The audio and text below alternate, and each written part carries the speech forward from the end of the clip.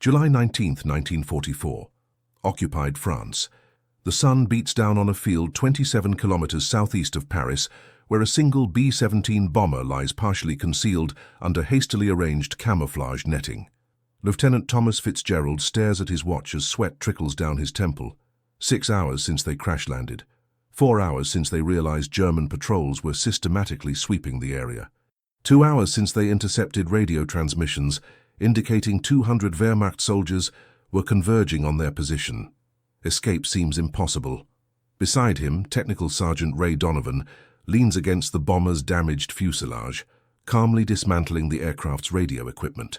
Their chances of survival measured in minutes, not hours.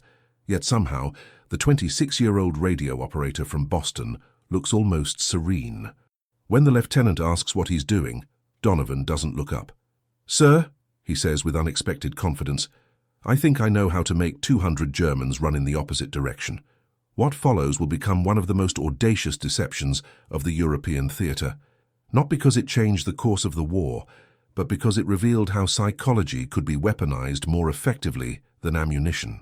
With nothing but damaged radio equipment and a desperate creativity, 7 American airmen are about to orchestrate a phantom air raid that will send hardened German troops fleeing from shadows. The morning had begun routinely for the crew of the Carolina Reaper, a B-17 assigned to the 391st Bombardment Group, stationed at RAF Framingham.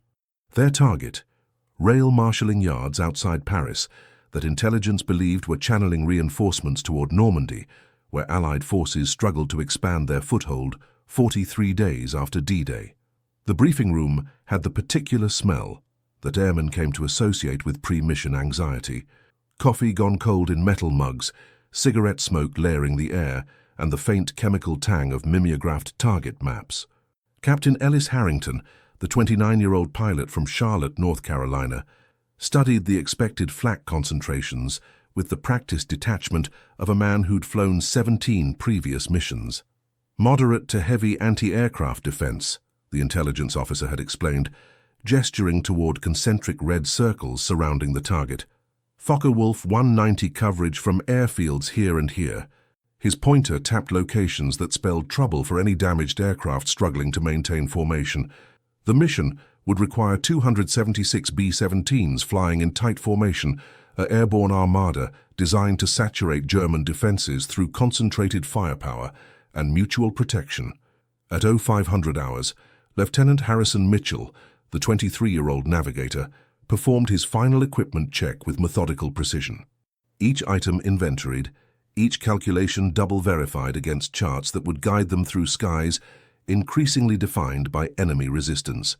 The young officer from Tulsa, Oklahoma, maintained a reputation for almost supernatural directional instinct, the kind of talent that had brought 5 previous crews home when instruments and visibility failed. "Weather reports indicate 7/10 cloud cover over the target," Mitchell noted, penciling annotations on his navigation log. "We'll need to descend below the cloud deck for visual bombing, which puts us in the sweet spot for flak batteries." Captain Harrington nodded without looking up from his own preparations. The boys in the ball turret and waist positions will earn their pay today. By 0615, the Carolina Reaper thundered down the runway, joining a procession of identical aircraft climbing into the pre-dawn English sky. The formation assembled over the channel, the sound of 1,100 engines creating a symphony of mechanical determination that pilots said you felt in your bones more than heard with your ears. Technical Sergeant Donovan settled into his radio position, establishing contact with neighboring aircraft and monitoring command frequencies.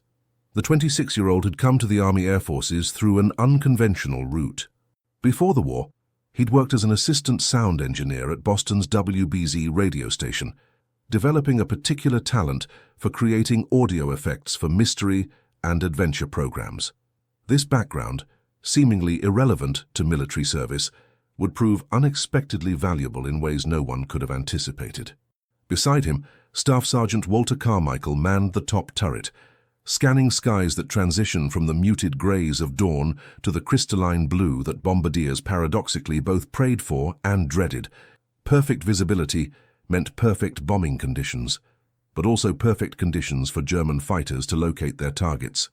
Positioned in the nose, First Lieutenant Peter Abernathy hunched over the Norden bomb site, making minor adjustments while silently calculating variables that would determine whether their payload fell on German rolling stock or French civilian neighborhoods.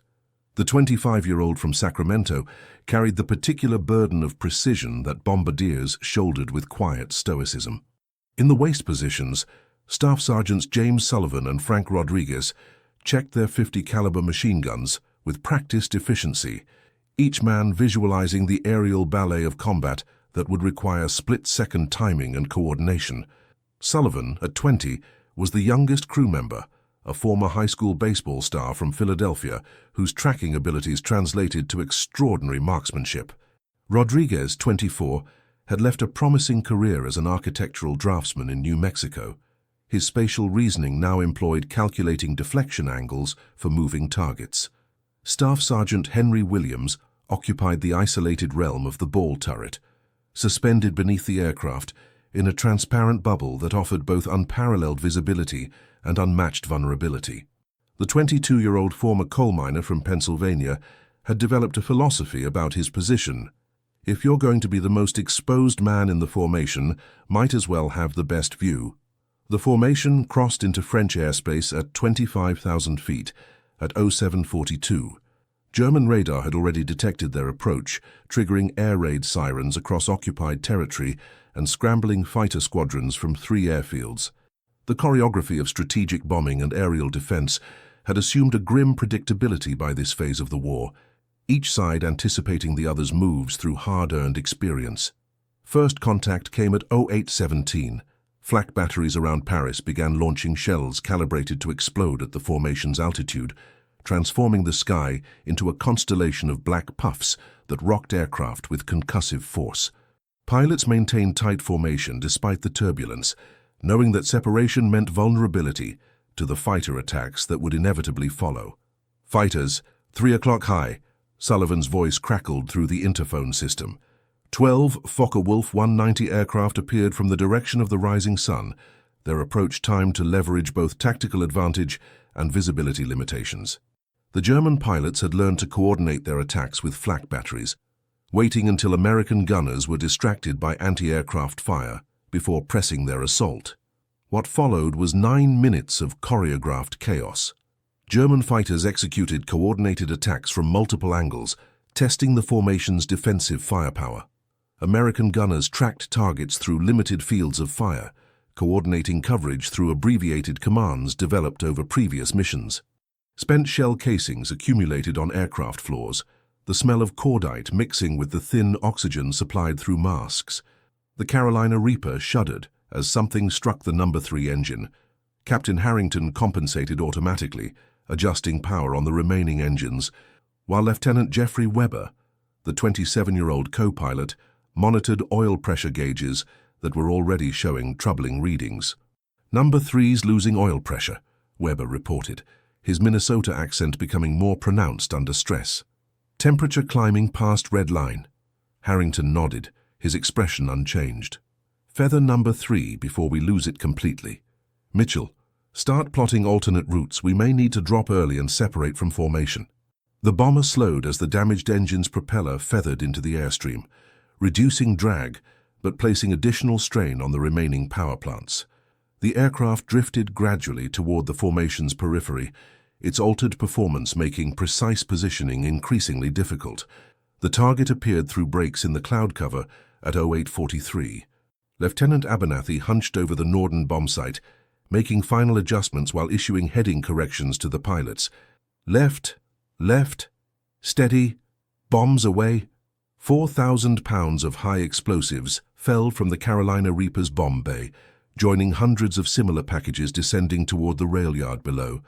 The aircraft, suddenly lighter, bobbed upward as Captain Harrington maintained course for the 30 seconds required for accurate strike photography. The No. 2 engine shuddered violently as they turned toward home. A German 20mm cannon shell had penetrated the cowling during their vulnerable bomb run, damaging cooling systems and sending temperature gauges climbing toward critical levels. Almost simultaneously, the ball turret reported hydraulic problems, the system damaged by shell fragments. "We're losing altitude," Weber announced, as Harrington struggled with increasingly sluggish controls. Can't maintain formation with two compromised engines. The decision point arrived with brutal clarity. Remaining with the formation meant endangering other aircraft as the Carolina Reaper's performance deteriorated. Separation meant losing the protective firepower of combined gun positions. Captain Harrington made the call that commanders are trained to make when collective safety outweighs individual survival. "We're breaking formation," he announced over the command channel, his voice betraying none of the anxiety such decisions entailed. Continuing independently at reduced altitude and airspeed. The Carolina Reaper peeled away from the formation, immediately drawing the attention of three Focke-Wulf fighters that had been circling like predators, awaiting exactly this opportunity. What followed was 7 minutes of desperate defensive maneuvering. The damaged bomber descending through scattered cloud layers, while gunners coordinated fields of fire against attackers able to choose their approach vectors. Staff Sergeant Sullivan tracked a fighter making a 6 o'clock approach, his tracer rounds connecting with the German aircraft's engine cowling, just as Staff Sergeant Rodriguez engaged a second attacker from the opposite waist position. The synchronization of their defense spoke to hundreds of training hours and 5 previous combat missions together. The third German fighter approached from below, where Sergeant Williams in the ball turret engaged, despite struggling with hydraulic systems that made turret rotation increasingly difficult. His .50 caliber guns hammered, the sound reverberating through the aircraft until something vital in the German fighter's cooling system ruptured, sending the aircraft spiraling away, trailing glycol vapor. But the damage was already done.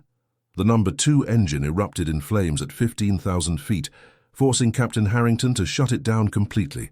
With 2 engines disabled and a third showing concerning pressure fluctuations, the mathematics of controlled flight became increasingly problematic. The B-17, designed to fly with compromised systems, could maintain altitude on 2 engines under ideal conditions. These conditions were far from ideal. "We're not making it back to England," Harrington announced with the particular calm that emerges when options narrow to the point of clarity. "Mitchell, find us somewhere suitable to put her down in the next 15 minutes. Donovan, send distress signals with our position. Everyone else, prepare for potential bailout." Lieutenant Mitchell consulted maps of occupied France, identifying a region 27 kilometers southeast of Paris where agricultural fields offered potential landing sites. What the maps couldn't show was German troop concentrations in the area, information that would have revealed the particular danger awaiting them.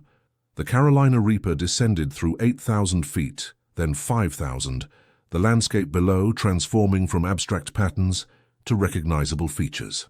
Captain Harrington and Lieutenant Weber worked in coordinated silence, managing power from the 2 functioning engines to maintain controlled descent while constantly recalculating glide paths against deteriorating performance metrics. "There," Mitchell pointed toward an open field bordered by woodland on 2 sides. "Approximately 2,000 meters length, minimal slope. Approach from the southwest avoids those high-tension lines." Harrington nodded, already adjusting course. "Everyone secured for crash landing. Radio our position 1 final time, then destroy the codebooks." The landing gear descended with agonizing slowness, the hydraulic systems compromised but still functional enough for this critical function. The bomber's airspeed stabilized at 160 miles per hour, faster than optimal for landing, but necessary to maintain control with compromised power. The Carolina Reaper touched down at 11:17 hours, the impact jarring equipment loose and sending crewmen against restraints despite braced positions. The aircraft shuddered across uneven ground, the sound of tearing metal mixing with the decreasing roar of engines as Harrington cut power and applied brakes with calculated pressure. After what seemed an eternity, the bomber came to rest at the field's far edge. Its left wing dipped slightly where the landing gear had partially collapsed. "Everyone out," Harrington ordered as the crew performed emergency shutdown procedures. "Bring essential survival equipment and defensive weapons. Williams, set the destruct charges on the Norden bomb site." The crew emerged into the summer heat of occupied France, each man processing the sudden transition from aerial combat to the disorienting quiet of a rural landscape seemingly untouched by war. Lieutenant Mitchell immediately established their position using landmarks and his personal compass, confirming they had landed approximately 27 kilometers southeast of Paris. "Or we need to move away from the aircraft," Weber urged, recognizing that the bomber's distinctive silhouette would draw attention. "The Germans will have tracked our descent." Captain Harrington nodded, already assessing options. "We'll establish a temporary position in the woods bordering the eastern edge of the field. Mitchell, you and Carmichael create a hasty observation post with lines of sight to all likely approach routes." The crew relocated essential equipment to the forest edge. Medical supplies, limited rations, personal weapons, and crucially the aircraft's emergency radio that Technical Sergeant Donovan insisted on salvaging despite its weight. They established a defensive perimeter with overlapping fields of fire, positioning themselves to observe potential approach routes while remaining concealed within the tree line. The first German patrol appeared at 13:45, a motorcycle reconnaissance unit, moving cautiously along the farm track that bordered the field's northern edge. Lieutenant Mitchell observed them through binoculars from his concealed position, noting their methodical approach and radio equipment. "They've seen the aircraft," he reported as the patrol stopped, one soldier dismounting to use field glasses while another operated the radio. "They're calling in our position." Captain Harrington absorbed this information with the modified expectations of a man whose mission had transitioned from strategic bombing to survival. "How long until reinforcements arrive?" Mitchell calculated distances against known German garrison locations. "Nearest significant forces are probably stationed in Mayland, approximately 16 kilometers southeast. If they deploy immediately with motorized units, they could be here within 30 to 45 minutes. The assessment proved accurate. At 14:22, the distinctive sound of truck engines became audible from the direction of the main road. Lieutenant Weber, observing from a position with visibility toward the southern approach, counted 6 Wehrmacht transport vehicles and 2 armored cars advancing toward their position.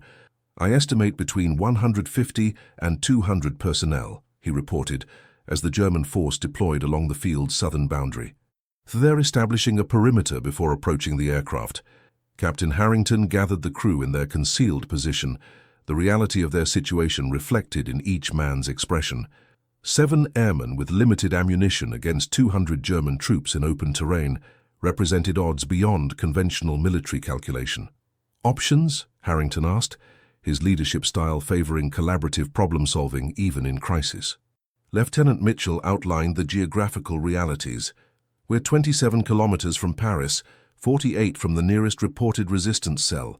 Breaking into smaller groups might allow some of us to evade capture, but the open terrain works against us. They'll have dogs." Sergeant Sullivan examined their weapons inventory. 7 sidearms with limited ammunition, not enough for sustained engagement or meaningful defense. Technical Sergeant Donovan had remained uncharacteristically quiet, his attention focused on the salvaged radio equipment he'd been methodically examining. When he finally spoke, his voice carried an unexpected note of possibility. "Sir, I might have an alternative to consider." The crew turned toward the radio operator, whose expression suggested something between inspiration and calculated mischief. "Before the war, I worked creating sound effects for radio dramas," he began, hands continuing to work with components as he spoke.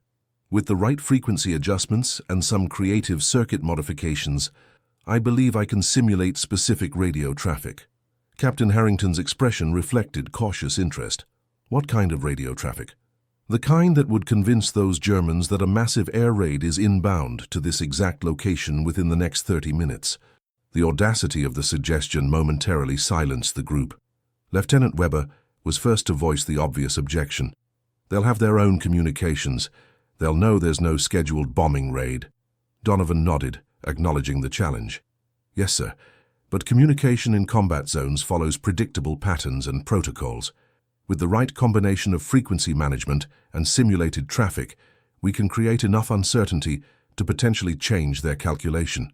Captain Harrington studied the radio operator with renewed appreciation for talents previously unrevealed. "How quickly can you implement this?"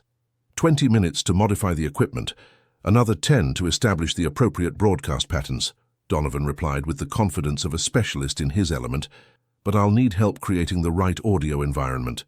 What followed was an improvised masterclass in psychological warfare conducted by men whose training had never contemplated such applications.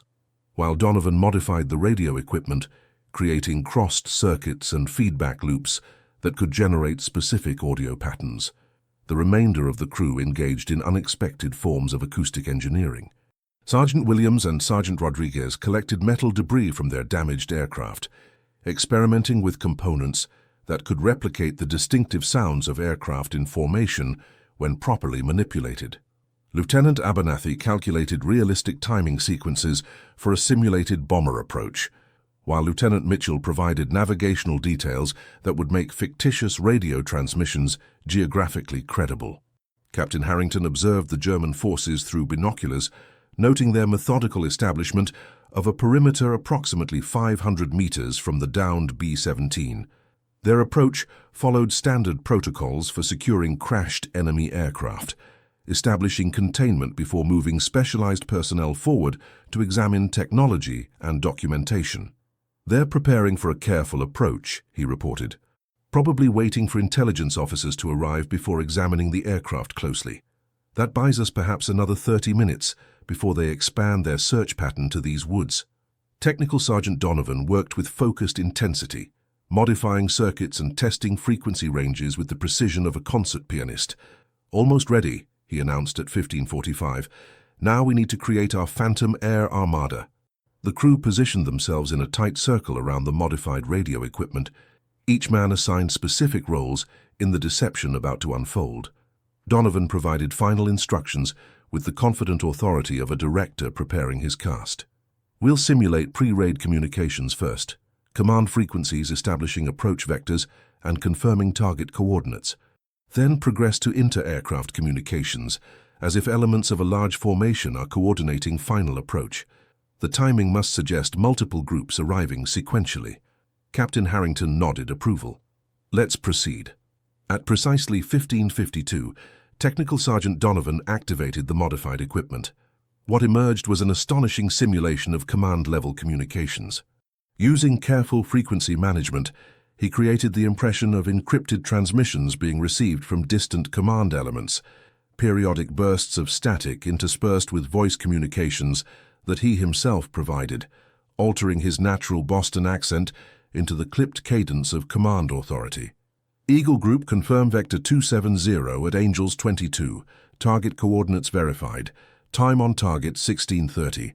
After establishing this foundation, he transitioned to simulated inter-aircraft communications, where the entire crew participated in creating the audio illusion of multiple bomber groups approaching their position. "Blue Leader to Blue Flight, Titan formation, we have flak at 2 o'clock. Red 6 reporting fighters at Angels 18, moving to intercept. Diamond Leader confirming visual on target, beginning approach deployment in 3 minutes.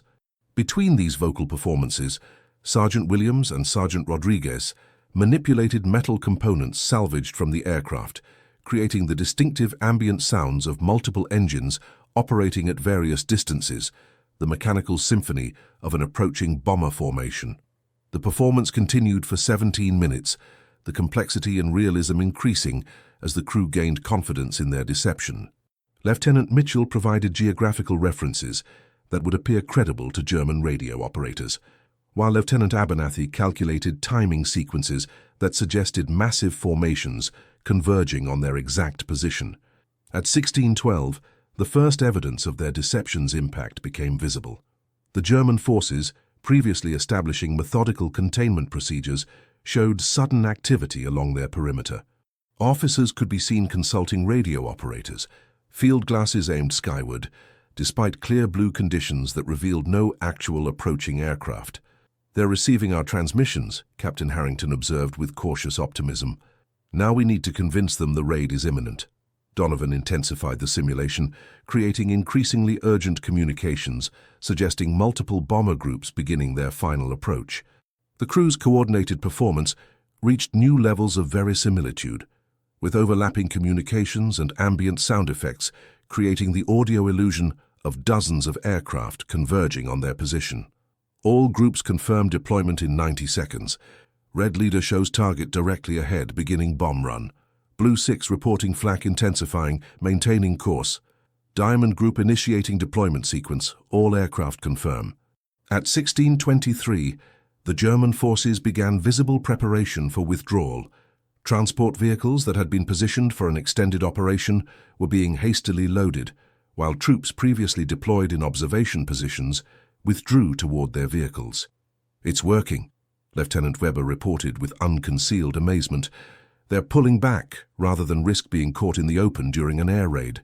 Captain Harrington maintained cautious observation, recognizing that partial withdrawal represented opportunity but not yet success. "Donovan, can you intensify the immediacy? Make it sound like bombs are about to fall within minutes." The radio operator nodded, adjusting his approach with the confidence of an artist mastering his medium.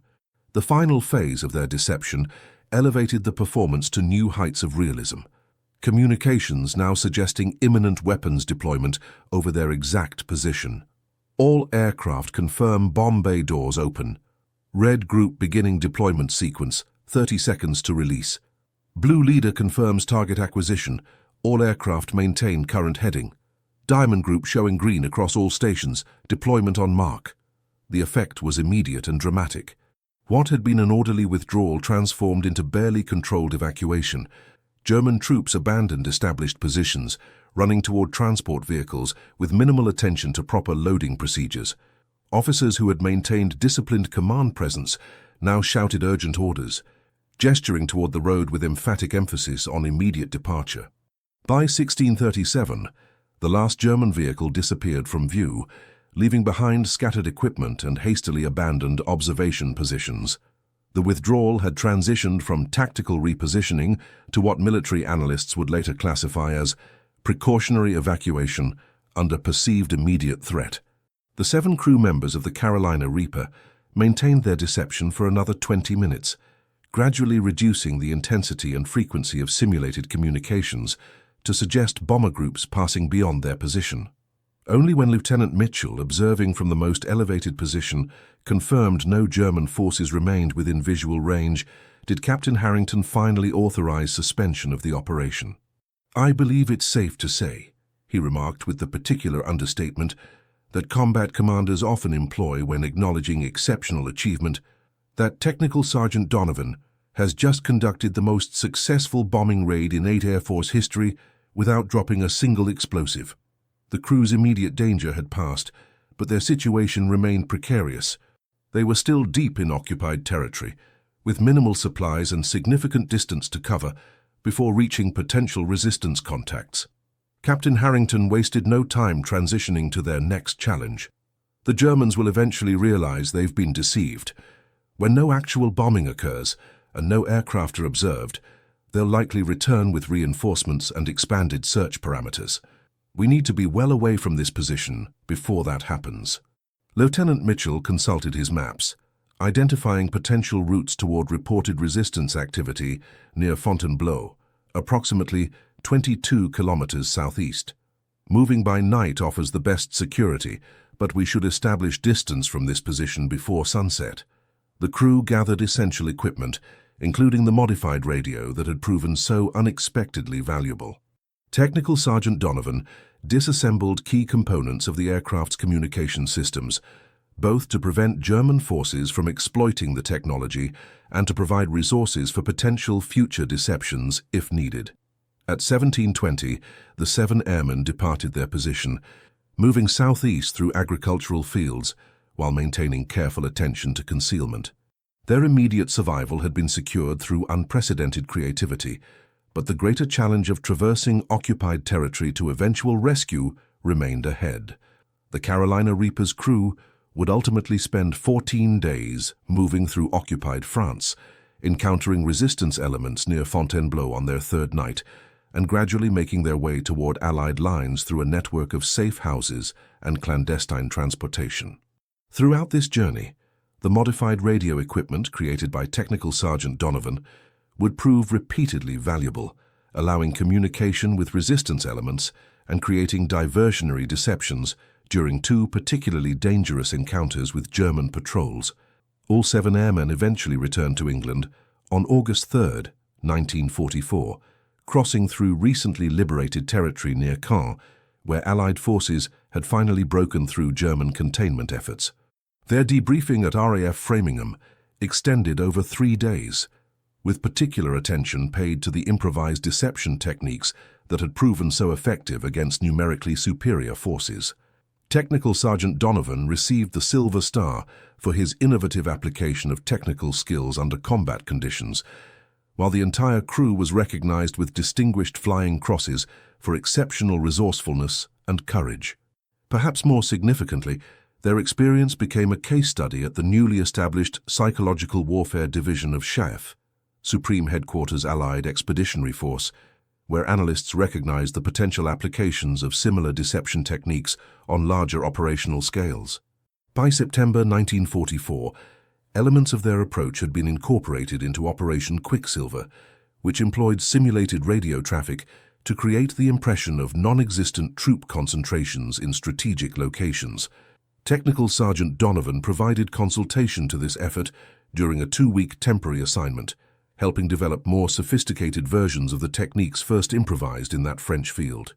The most significant legacy of the Carolina Reaper's deception emerged in classified after-action analysis conducted at SHAEF headquarters.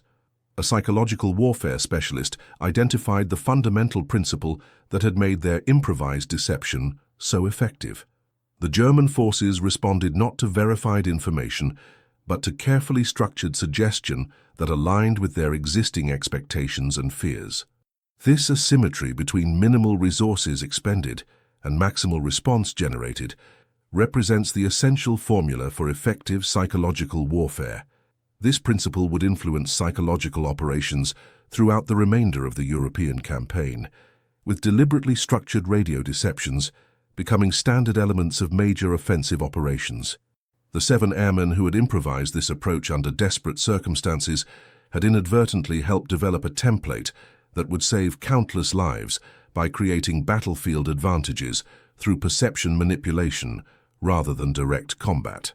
Captain Ellis Harrington returned to operational status in late August, completing 15 additional missions before the war's conclusion. His leadership during the French episode featured prominently in his subsequent citation for the Distinguished Service Cross, awarded for exceptional command presence and adaptive decision-making under extreme duress. Lieutenant Jeffrey Weber transferred to training operations following their return, where he incorporated their experience into curriculum for flight crews preparing for combat deployment. His particular emphasis on resourceful adaptation to unexpected contingencies influenced training protocols that would continue into the post-war development of the Independent Air Force. Technical Sergeant Ray Donovan's unique contribution received perhaps the most significant long-term recognition. In January 1945, he was temporarily assigned to the newly formed Signal Corps Radio Production Unit, where his experience in creating convincing audio deceptions was applied to large-scale operations supporting the final offensive into Germany. Following the war, his expertise found application in emerging broadcast technologies, leading to a distinguished career in what would eventually be classified as electronic countermeasures. Lieutenant Harrison Mitchell continued navigational duties with replacement crews until VE Day, his experiences in occupied France enhancing his already formidable reputation for bringing aircraft home under challenging conditions. His post-war career included significant contributions to commercial aviation navigation systems, where principles developed under combat conditions found peaceful applications in civilian air travel safety. First Lieutenant Peter Abernathy completed 7 additional combat missions before transferring to instruction duties at the Army Air Force's Bombardier School in Midland, Texas. There, he developed training protocols that incorporated adaptability under combat conditions, influencing a generation of bombardiers who would later serve in both the Korean and Vietnam conflicts. Staff Sergeants James Sullivan, Frank Rodriguez, and Henry Williams continued operational service with various crews through the remainder of the European campaign, each man carrying forward lessons from their French experience that would prove valuable during subsequent missions. Their individual citations noted exceptional resourcefulness and calm under extreme pressure, qualities demonstrated during both the original crash landing and the subsequent deception operation. The field where the Carolina Reaper made its emergency landing would eventually return to agricultural production after the war, with no physical evidence remaining of the remarkable events that transpired there on July 19, 1944. Local residents who observed the German troops' hasty withdrawal constructed various explanations for their behavior, with most assuming actual Allied aircraft had been approaching beyond visible range. Only the 7 airmen and the analysts who studied their experience fully understood what had occurred, how 7 men with damaged radio equipment and improvisational creativity had convinced 200 enemy troops that an overwhelming air armada was bearing down on their position. This asymmetric equation, minimal resources creating maximal impact through carefully structured deception, would become a foundational principle in post-war psychological operations doctrine. The story of the Carolina Reaper's crew received limited public attention after the war, partly due to security classifications surrounding psychological warfare techniques, and partly because the men themselves viewed their experience as simply one among countless examples of adaptation under pressure that characterized the air campaign over Europe. When occasionally asked about the incident in later years, Technical Sergeant Donovan typically responded with characteristic understatement. "We just made the Germans believe something was happening that wasn't actually happening. In a way, that's what I'd been doing at the radio station before the war, creating worlds through sound that existed only in the listener's imagination." This modest assessment belied the profound significance of their improvised technique. What 7 airmen had accomplished through desperate creativity would eventually be recognized as an early practical demonstration of information warfare principles that would become increasingly central to military operations in subsequent decades.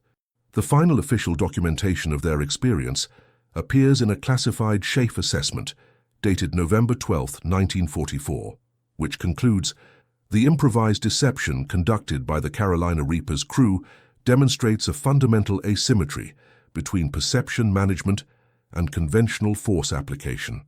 200 troops were effectively neutralized without expending ordnance or risking personnel. The strategic implications of this tactical innovation warrant further development at operational scales. This assessment would prove prescient. The principles demonstrated during that July afternoon in occupied France would eventually evolve into sophisticated electronic warfare and information operation doctrines that continue to shape modern conflict." What began as desperate improvisation by 7 airmen transformed into systematic approaches to battlefield advantage through perception management rather than direct engagement. Perhaps the most fitting epitaph for their achievement appears in Captain Harrington's personal journal, discovered among his effects after his death in 1987. The entry, dated August 5, 1944, reads simply, "The mind remains the ultimate terrain of warfare." Ray Donovan reminded us all that imagination, properly applied, can accomplish what firepower alone cannot.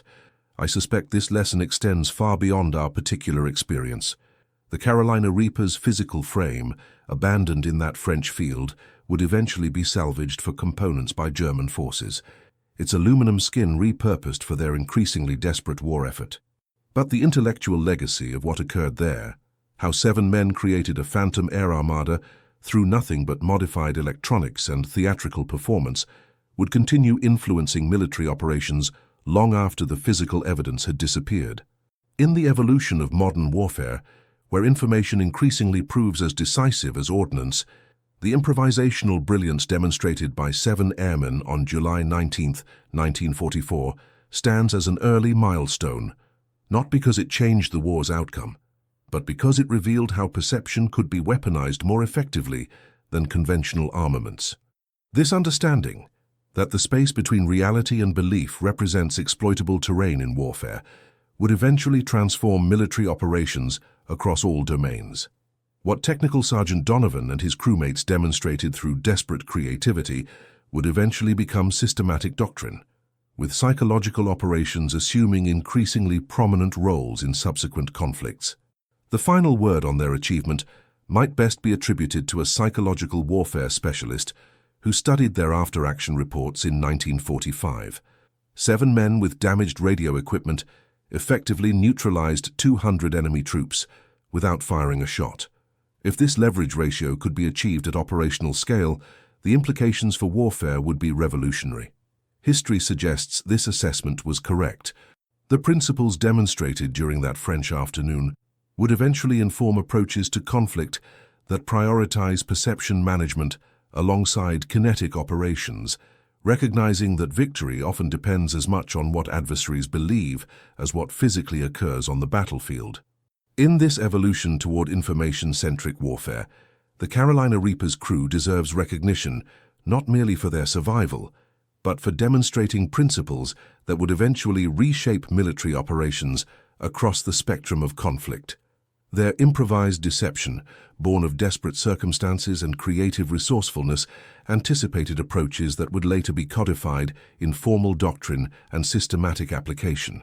The true measure of their achievement lies not in the immediate tactical success, though causing 200 enemy troops to abandon their mission certainly qualifies as significant, but in demonstrating fundamental principles about perception management that would eventually transform approaches to warfare at strategic levels.